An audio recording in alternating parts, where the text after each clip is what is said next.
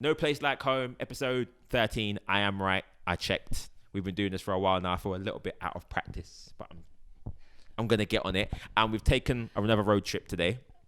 Not going to tell you where we are. It's Emmerdale. It's Emmerdale. It's Essex. It's Emmerdale in my mind because it's not London. Because we're on a farm. Anything that's not London is Emmerdale right now. And this is actually a recommendation from the wife. So big up wife. And we're down here with Alice Boutique. Hello. Hello. How have you been? I'm good. I'm good, thank you. Everything been okay during this new normal? Yeah, riding the wave. That is my quote at the moment. When everyone asks, how are you? I just say, riding the wave. Just keep it going. Yeah, just keep it going. I think that's been my lockdown motto. I keep telling people, be the flow. Yes. Like, because there's no flow to go with. So just be your own flow. Be the flow. Is it going to work? We'll figure this out. It's not Armageddon yet. We'll figure it out. But how have you been? How's life? Yeah, I mean, it's obviously really strange times. Mm-hmm. But I'm a pretty positive person normally. Mm-hmm. Anyway, so just trying to make the best of this crazy situation at the moment, and just adapting, I think is the best word I can use. I think that's the only way you can be being an entrepreneur and just adapting and untying knots. Yes. You know, we're used to waking up and an answer has to be solved. Yeah. Like that day. Yeah. Unless you're being the boss. Yeah. You're the one that's got to answer it quickly. Yeah.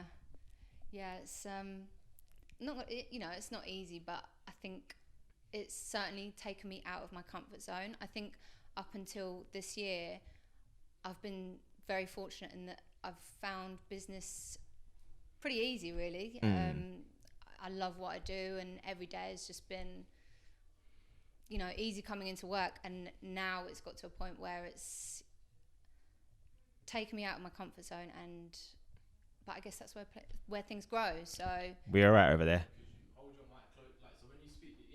There you go. Oh, look at closer. him. Okay. He's being thingy. He's being technical. So he literally Wes does this thing, yeah? Everyone knows this. If you ever see my eye do this, it's Wes. He's creeping. I definitely saw the eyebrow. Yeah. I was like, what? He does I'm not this. in on this eyebrow thing. Like What's the big thing for me and Wes during lockdown, said us figuring out problems. Because obviously we started this pod in lockdown. So we were doing like Zoom pods. And literally the camera's facing me and he's behind it. And 9 times out of 10, if something bad's happening, he's the eyebrow. The eyebrow. And everybody in the camera is going, Jermaine, what are you looking at? And I'm going, he's behind the camera. He's facing me. Right? Something's happened. He just hasn't said it yet. And you just hear his voice in the distance going, can I just fix this, please? Okay, but we're good. He's fine. But it's good that. But you, business-wise, I feel like you've been a bit of a dap hand. So when did you start Alice Boutique? So it's been 11 years.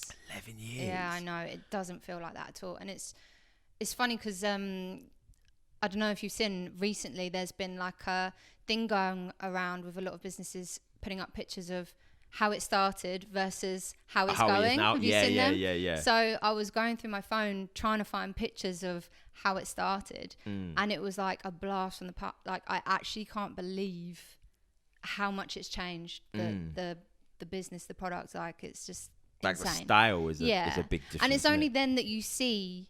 You take a look at that and you think, okay, yeah, I've actually come a long way. It's progression's happened. You had to give yourself a little pat on the back. You know what? I think because the wife had it. I know she's got one of your pieces, and I stumbled across one of your flyers, like your original flyers. Oh, God. And I was like, why do I even have this?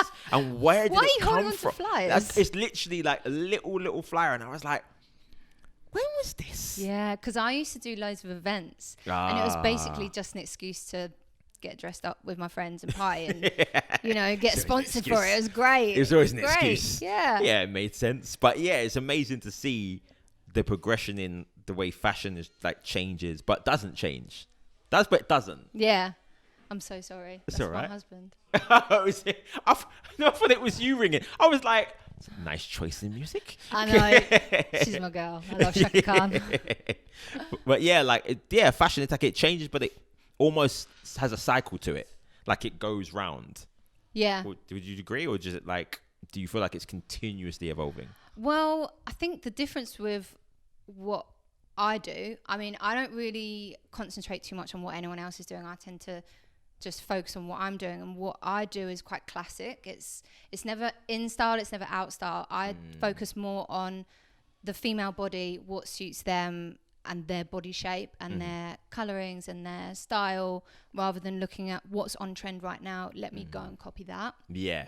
So I guess in that way, I don't know. Yeah, I think it keeps you ahead though, because I always feel like I would call those things like brand like style chasers, where when you're chasing a style, you're always chasing a style, because there's always something new coming. There's always, when you do what you do and you do it well, you know, as it comes around in circles, people are always gonna love it no matter what. Kind of thing. And then it doesn't require you to be chasing. I think when you're chasing as a creative, it's hard, isn't it?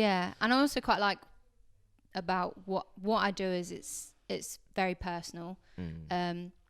So I've always got a relationship with the customer, because we are usually discussing them as a person, what they're looking for, what suits them, and I don't know. So that probably is what makes me quite different to what. Yeah, because everything you make is on site, and it's all boutique. It's bespoke. So what even? I don't know. Let's go back to that actually. How did you even get into seamstressing? So seamstressing is something different. Yeah, let's go into So I'm a fashion designer. Go on. Give me the proper words. I'll give you the lesson. Yeah. So I went to London College of Fashion and I did fashion design. And then I majored in fashion photography and styling. And I always thought I was going to go into styling. I got a job at Harrods. I hated it, so I left. Nothing wrong with that. Just wasn't my thing. Wasn't what I thought it was going to be. So I'd done all this, this whole massive course, and I was like, it's not what I thought it was going to be. What am I going to do? So I ended up moving back to my parents, which was here, and I was like, okay, what am I going to do? And at the time I was going out a lot. I'm not going to lie, I was going out a lot, but everyone goes through that. I didn't have much money. So what did I do? I just made myself outfits to go out in that night. And it was around the time Facebook was really blowing up. So I was putting up my pictures from the night before in my outfit, and it just happened really organically, like overnight almost. I was having all these people messaging me saying, where's your dress from, blah blah blah. I was like, oh, I made it, I'll make you one, no problem. So I would literally go to the shops, buy the fabric, make it, send it out that day. And it just turned into, I guess, what it is now. And that was I feel like back then that was before you could get like one-offs. Like I remember seeing dresses, girls, like high street was what girls wore out. Because I remember, I think, finding your brand, this was like early days of Instagram. And even to get a dress that wasn't what everybody else was wearing was a thing. So I know you jumped onto the wave quick. I think timing was good for me. It landed nicely. I think when my wife first mentioned it to me, I think it was for our anniversary. And I call her, she's like Kim Kardashian. She'll wear a dress and never wear it again. If she knows you can buy it, she's like, what is? There's pictures taken. Can't wear it again when you've been pictured in it. Isn't it? But she's like, if she's got something that she knows nobody has, she's a bit more, no, I'll wear it one or two more times, because again, it's just going to be me wearing it. And I think also I like the way the dress can almost, obviously it's fit a certain way, but it can be altered in certain ways. So say for example, the customer, I don't know, has particularly big boobs or whatever, and she wants to be able to wear a bra, there's all sorts of things we can do to accommodate that, and they can literally specify exactly how they want it to be to suit them. Which is what I love though. I think I've always been a fan of bespoke. I'm always like, when I'm going out, the last thing you want to do is go out and turn around and someone's wearing what it's the worst feeling. Fashion faux pas type. Worst nightmare. And women think men care. Like I even care down to my aftershave. Like if I'll go out and I can smell a guy and I'm like, oh, where has he got mine from? Don't smell like me. But even when Tom Ford started to get popular, it hurt me. It's annoying. Because you just don't want to, like, I know I've spent time organizing this, and I've spent time looking for this. So when everyone wears it just kind of loses the sparkle to it. So definitely, wearing something that is for you, and you know, like you have that feeling when you're going out, like well, this is gonna get the compliments. Yeah, you feel special, don't you? Because it's, especially with what I do, it's been made for them. They've specifically chosen all the specifications and things, and it makes you feel special. So what are some of your, like, I say, early design, like, inspirations? Like, what are the kind of fashion designers you were watching? Do you know what? I get asked that, and I honestly don't know what the answer is, because it wasn't like I had obsessions with certain designers that I would follow. My honest answer is that I just used to think about, what do I want to wear?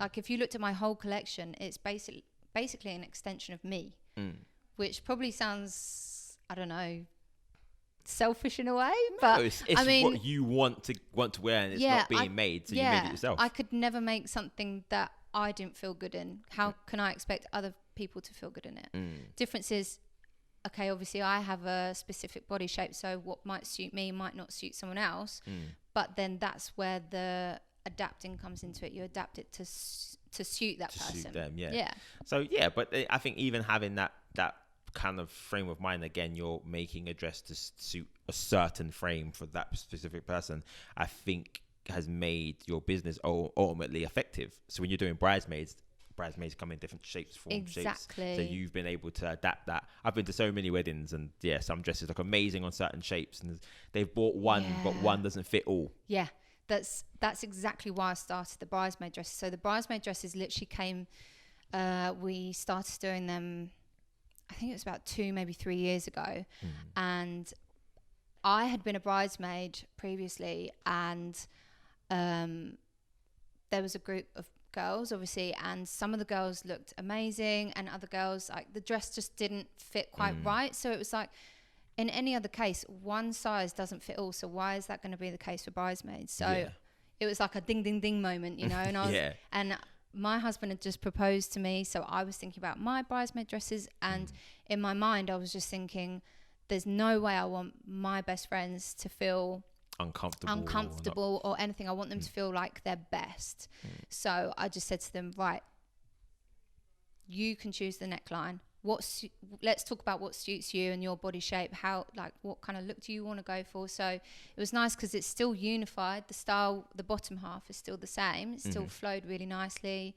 But just they all looked and felt like themselves because they'd chosen their neckline and it suited them and their body shape. Yeah. So that is probably the biggest thing we do in my business now, bridesmaid dresses. It's good though. I think it's you've seen a hole in the industry, a niche, and you've gone, right, that makes sense. And I know my wife, when we were getting married, made me watch Don't Tell the Bride a million times. All of those bride shows, all the brides, we watched everything. You're a good husband. Oh mate, I had no choice. She was like, look, this episode, this woman's, why is she? And one of the main issues was that the bridesmaids were always unhappy with what the bride has picked. So I said, you godsend bride, you were. Make sure they were happy. I don't reckon you would have done this, but if you went into wedding shops and looked at what there is to offer for bridesmaids, it's just not nice. Yeah, it's not nice. Well, my wife got a bit of a pass because obviously she only had like one bridesmaid, so she got a bit of a pass at that one.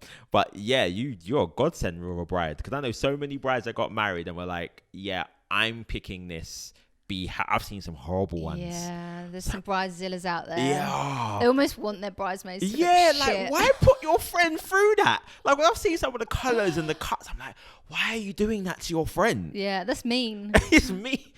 It's like, I'm gonna look beautiful. Yeah, you don't just stand that's there. Kind of a reflection on them, isn't it? Really? Yeah, a little bit. Because I always think about the goodness of the group. I'm gonna want the photos to look amazing. Yeah, why am I gonna put somebody in this? Yeah. And they're gonna be in my photos. It's a bit like, make sure everybody's happy. Yes. And you're so normally bridesmaids are sisters, best friends, stuff like that. So, but at the same time, watching all of those shows, women like what they like, and it's never what the other girl likes. Yeah. So trying to get one dress. Trying to get a group of girls who all like the same style suits all of them. It's just like, it's a no-go. I was not coming to those meetings. Trust me. As soon as you started talking about it, I was like, I'll miss that one. After watching all of those shows and all of those arguments, I knew that was going to be a problem. Like, even me picking my suit as a man, I I walked into the room like, yeah, know what I'm doing. I didn't pick a suit till like the week of the wedding. What? Yeah, I was so picky. I was just like, I thought it would be something very simple, like it's a suit. It's not going to be rocket science. No. And then I went and I started realizing, just because of how I am, and I know design is a big thing for me in life. I'm a creative myself. Of course, so, yeah. but again, it's my wedding day. I'm not just going out to a meeting or I'm going out to it's my wedding day. Yeah. So I want to make sure that this event is absolutely spot on. And when the pictures come out, I'm like, yeah. I looked the part, and I was actually, when I picked the color, it was mauve that I ended up picking. Mauve, yeah. So it's like a pinkish kind Like of mauve. Mauve. That's it, mauve. You know why I said that? That sounds. Do you know why I said it? Sexy. This is it. As soon as I wore it, I come back, and I think it was the Rock Nation brunch, and it was Jay-Z. So Jay-Z, Beyonce, and he had the same color on, and I was like, I set trend. It's me. I set the trend. Nobody was wearing that color. Like literally, and he kept saying it. He was like, it's marvelous. And I'm like, that's not the right word, is it? So I've kept on saying that word. Let's stick with that. I've just gone with it. Yeah. But like saying that, being a man, being so picky about a design, having 3-4 females that are, you know, in their own mind, in their own shapes, and know what they want is a nightmare. So yeah, having this kind of thing set up is ideal. I really... Get hit there. I didn't even know wasps were around in October. I almost got started and I was like, it almost got me. We'll be all right. We'll live. But like, even like, yeah, just that knowing, for me, that's entrepreneurial. And even like you said, you got your job and realized it just wasn't for you. For me, that is a sign of an entrepreneur. Yeah. You've gone in and you've gone, actually, and me and him talk about this all the time. I'm like, he's gone to jobs and then we now hate day jobs. Like he goes, everything about it bothers me.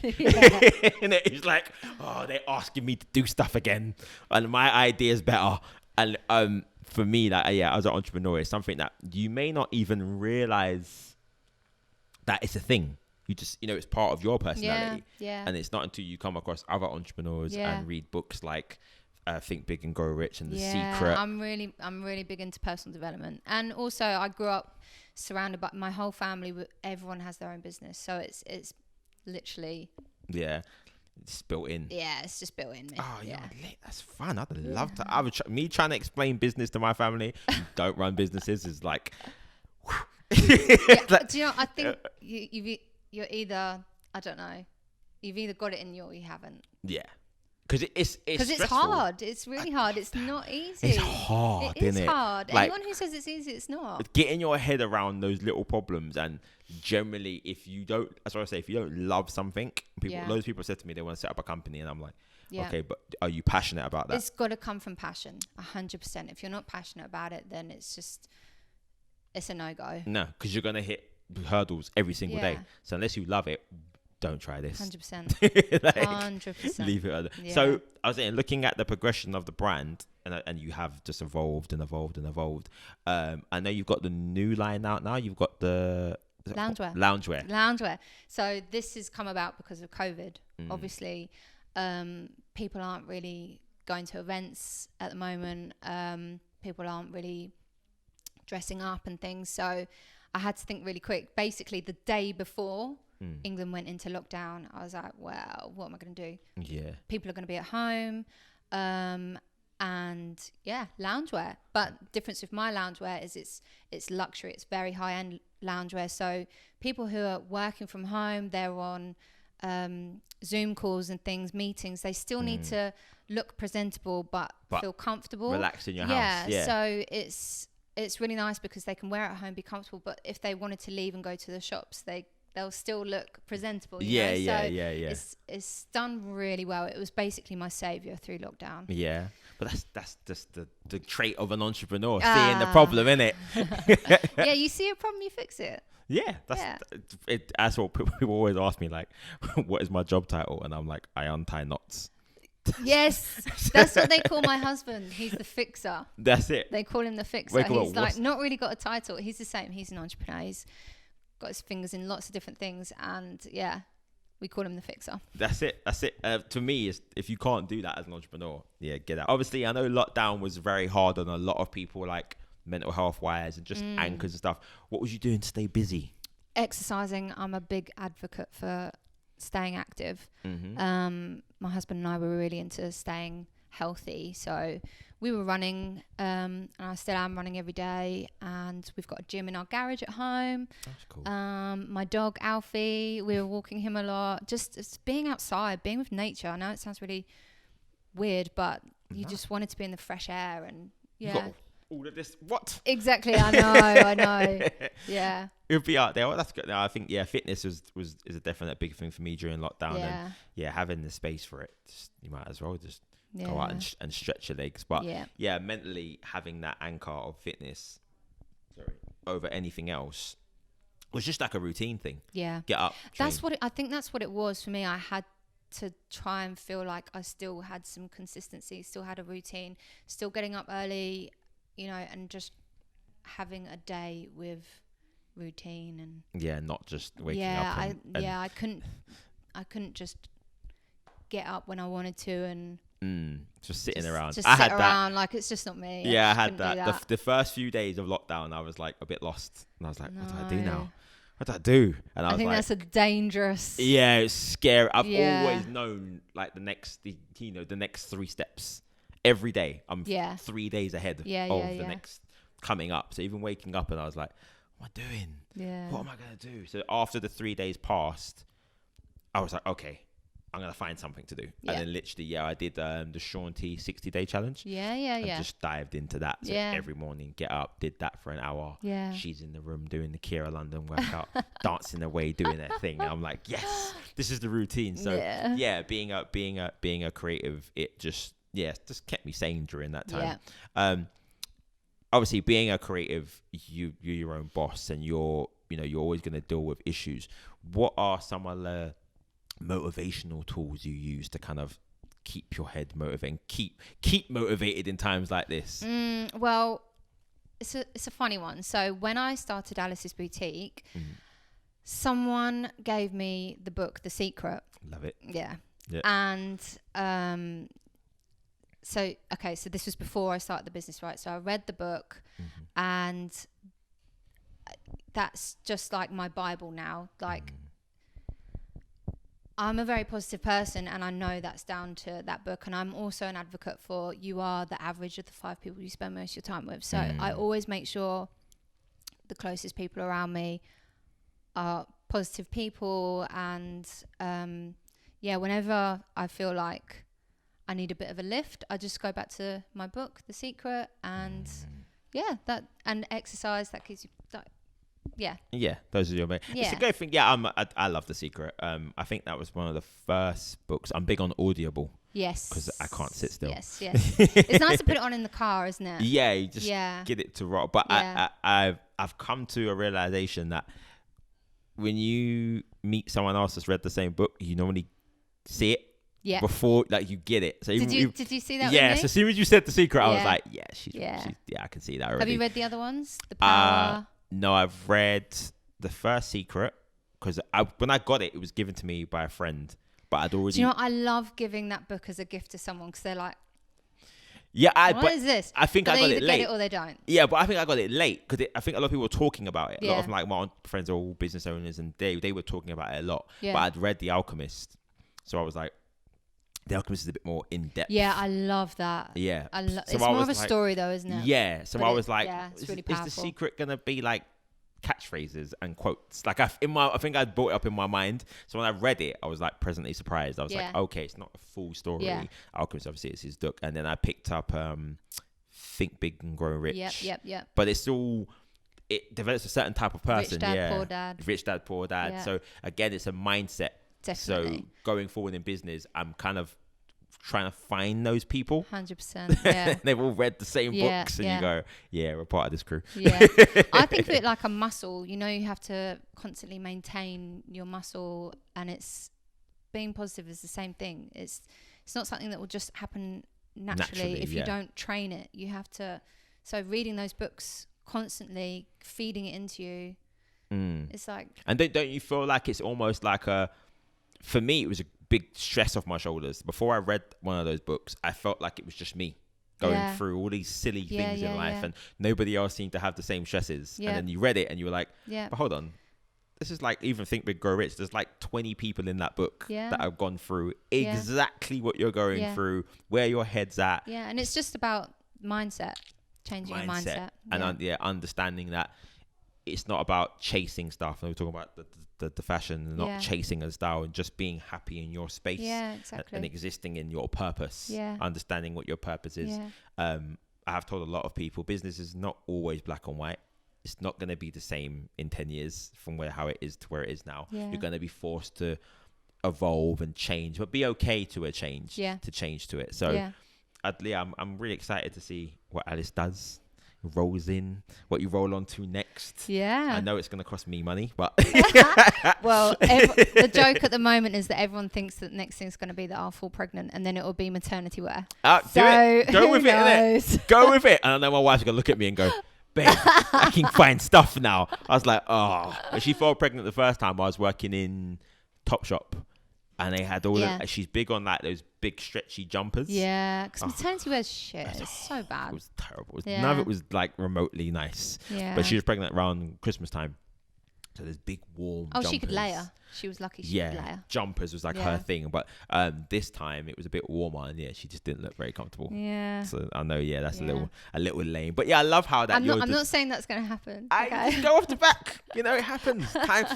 We have no choice over those things, Yeah, innit? yeah. But I love that though, that when you're designing, requiring to your life. Exactly. It just makes Exactly. sense. And so it's something that you're gonna love doing. 'Cause Yeah. You're making it for Yeah. yourself, and you think, oh, someone else might like Yeah, this. exactly. That's cool. I want to do that now. I'm gonna sit there now. He knows me. That's the reason why we started doing these pods. Literally, it was just something that we could do. You just wanted to chat, didn't you? Yeah. That's what happened. Just want to chat. Yeah. That's it. He was like, what? We could get paid to talk? Let's do that. I was like, yeah, all right, cool. Because all the stuff that I was doing before, again, is campaign based. So I'm not a model. I can do it. I can put them together, but I'm not a model. Yeah. But me and him 9 times out of 10 will have random chats with my friends in my house around the table drinking tea. Yeah. So it's a job. I love that. It's a job. Joe Rogan. Yeah. He's the reason why I do this. He is the king of podcasts, isn't he, really? Yeah. At the moment. No, but he's still got some stuff that I've missed. My favorite one from Joe Rogan, I think I've mentioned this before on the pod, is he was telling a story about the Paperclip Diaries. Do you ever see it? Yes, I have. Yes. Oh, Amazing. my God. I watched the whole 3 hours. It was amazing. I even got her book. Yeah. I can't remember her name. If anybody knows her name, comments please, because I can't remember her name. Joe Rogan Paperclip Diaries, just right below what her name is. And literally, I couldn't get over it. I found the clip, and it was talking about the drooling scars on the Nazis. And I was like, what is this? Yeah. And for me, it was like, if I can get these kind of conversations, because I love all that stuff. I love it when he gets together with all his best buddies, and they're all comedians, really, aren't they? Yeah. And they're just hilarious. Just they're so funny. Random I subjects. can't remember his name, but my husband and I, we just watched a series, and it's one of his buddies, and he goes to like this house for what is it called? I'm trying to think what it is now. Seen it? No. Oh. Is he in it? Joe's not in it. No, my husband's gonna kill me for not remembering. Is it a this. stand-up or is I'll it a think of show? it. No, it's like he's supposed to be in recovery. Okay. Is this not ringing any bells for anyone? No. I'm gonna stop now because I'm just No, keep embarrassing going. myself. I don't remember it. I literally, It's I like didn't know. literally, it's on Netflix right now. I'll have to look for it now then. Ah. So he's done a pod with them already. He's done a few pods with them already. Yeah, it's one of his best friends, the guy who got drugged accidentally. Oh, okay. Do you know- Anybody knows that? Just drop it. I'm going to go and search it. I'm probably not even making sense. I So he don't gets know. drugged accidentally in this Joe Rogan's By his regulars. friend. By his friends. Find it, people, because I And don't he know had what to it go is. into rehab. So he gets drugged accidentally. I don't know. The last one. Accidentally on purpose. That's not a thing. Yeah. Accidentally. The last Joe Rogan I watched was about, it was a Chinese guy, and he apparently was telling his story about he's traveled. Like he's just traveled the world. The backpacker, yeah. He's just traveled the world at like I haven't and watched he's this come one. out of school and traveled the world. So he like gone to like the jungle somewhere and they just dropped him off. Wow. And he's like surviving. And he tells a story about I think he thought he was gonna get attacked by a man. So they had nowhere to stay. They were on the side of the road. They had no to say. And this guy was like, look, you can stay in my front room for the night. And he was Okay. like, told us a story about him and his friend. They didn't want to sleep because neither one didn't feel comfortable. Yeah. So they were like, it might not happen, but like one of us stay awake. Yeah. Yeah. That had me. So he's telling the story. And I'm Yeah. going with the story. And the story ends up basically saying is the guy leaves the house in the morning early. So the guy goes, I'm going to go and have a shower. Yeah. We've got probably 5 minutes. Yeah. He doesn't because he's just like, what if he turns up and I'm in the shower? Like, it's weird, isn't it? Anyway, he has a shower and they leave. But as they're leaving, the guy's coming back.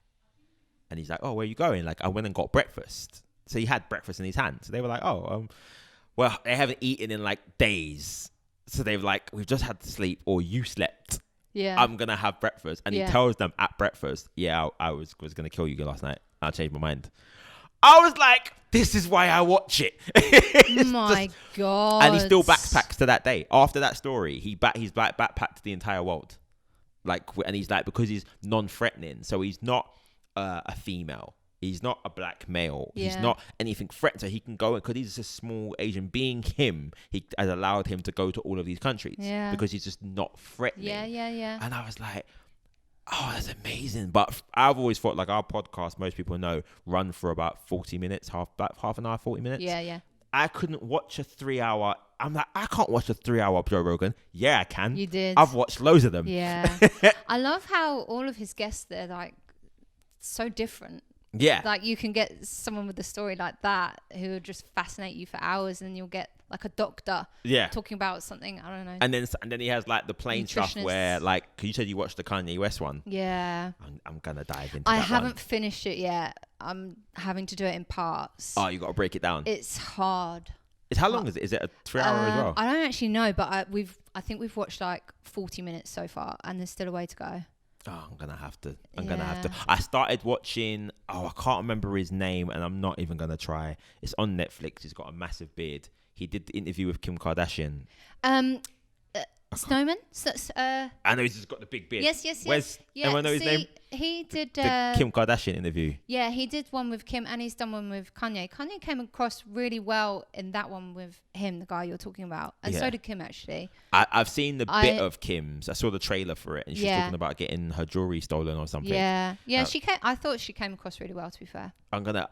Yeah. 'cause why wanted can't to I check remember it. his name? I can't remember his name. I just know he's got that massive beard, and I was like, I'm gonna watch Yeah. this interview because I heard about the story about her getting her stuff stolen, but I didn't think it was that big of a situation. Yeah, it was massive. So the guys who did it, they had been following her for the last 2 years, her whereabouts, and they were apparently going to do it like the year before, and it didn't go ahead because of the security that she had there.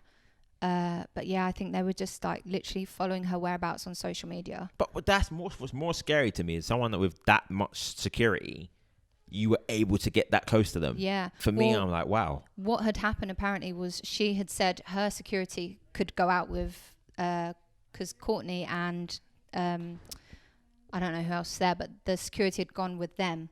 So her security wasn't at the hotel with her. insane, Yeah, it's though. crazy. You sit in your Poor room with girl. no security. But then, even for me, that's just I think why I do a lot of my things out behind the scenes of not being out too much is that just you could never not go anywhere without that Yeah. much security. Yeah, Because people don't realize it happens a lot. yeah.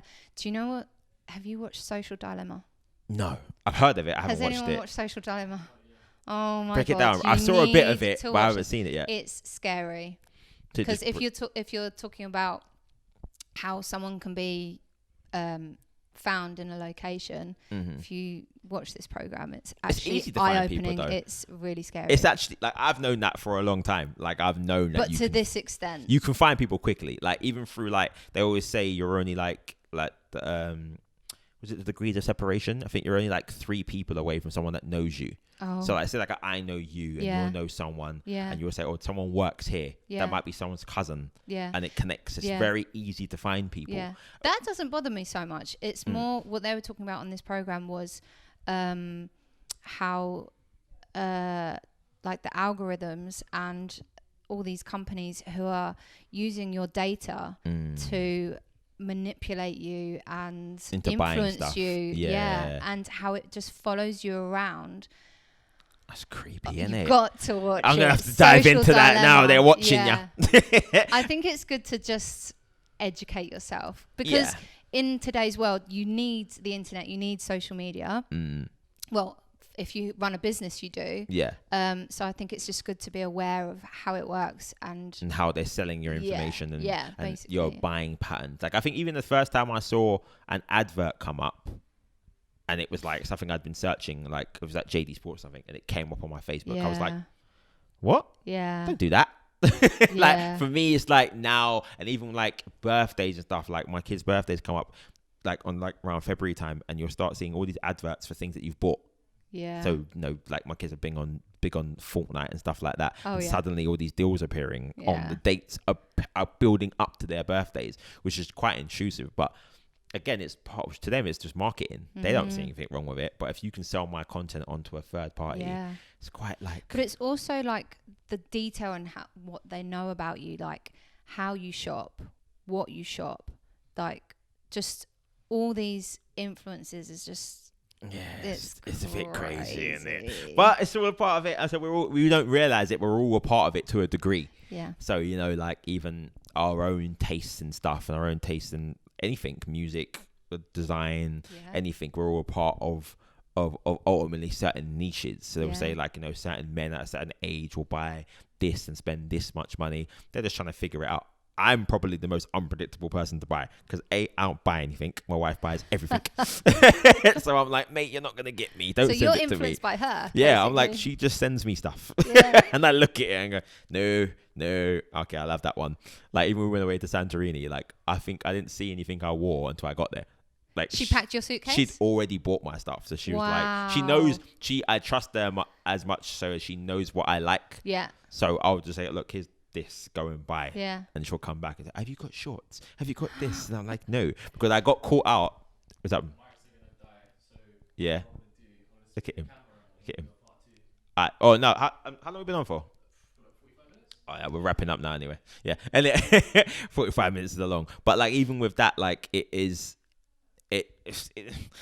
we do it to a degree. So when we're talking about like certain conversations or when we're diving into sport, boxing for instance, we want to know, you know, how fighters are thinking, or we want to you'll look at a fighter's record and go, oh, he's won this many times, but he doesn't do very well up against so and so. So we're all doing it, but it's quite scary when you realize the science behind it. And you go, wow, like they've looked at and seeing your own analytics. So obviously you've got a business page for like Instagram. Yeah. Seeing your analytics of who buys your stuff and ages and stuff. Yeah. It's mad, isn't it? It is. So yeah, it's all right then. But no, all right, it's been a great chat. I've had fun. It's been lovely. It's been fun. I've had fun around here. I'm lucky I didn't bring my wife because I probably would have come out here with about 4 or 5 dresses. So next time. Bring her next time. She's like, yes, bring her, please. But no, great fact being on.